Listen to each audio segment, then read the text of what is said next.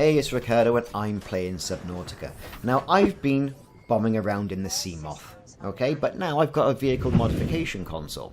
And as a result of this, from the moon pool, I'm able to modify the Seamoth.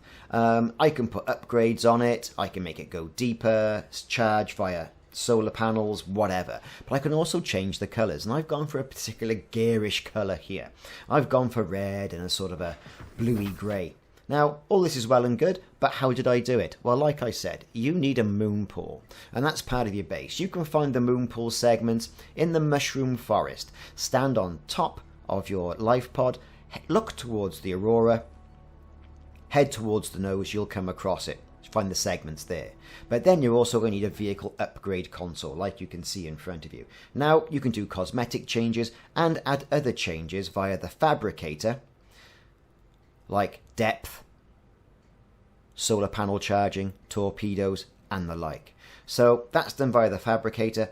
The cosmetic stuff is done via the center console. And what you can do is you can change your name. Now, I've named mine Sub, not very original, and most of my Elite Dangerous videos feature the words Badger in the name, Frosty Badger and the like, so we're going to call this the Sea Badger. Because why not? Why not? As opposed to calling it Banana or something like that.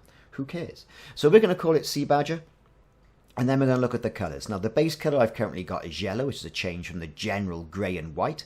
But moving the slider on the right-hand side of that vehicle console, you can then select different colour palettes. Something that's more suited to you. Something that you feel like, yeah, I'm going to customise this, make my in-game experiences that little bit more enjoyable. Now, when choosing a colour, what you want to do is you want something that's going to blend into the backdrop, because if you get turned around down at the bottom of the scene, there's low light, you want something that's going to stand out a little bit, perhaps a bright yellow or a bright red or something that you're going to instantaneously notice. You don't want it to be, for example, dark blue, because without example of the HUD, you're not going to be able to find it. If you get turned around, you're just going to get lost, and that's going to end up with you losing any cargo that you've collected, and back at the base, having to sea glide all the way back to your Seamoth, or whatever you've called it.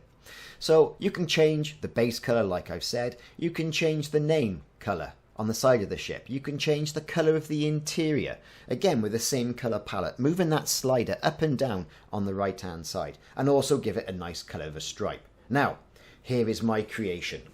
I've got a nice sort of like pinky red, once I can get back onto the platform without falling off it. Up that ladder.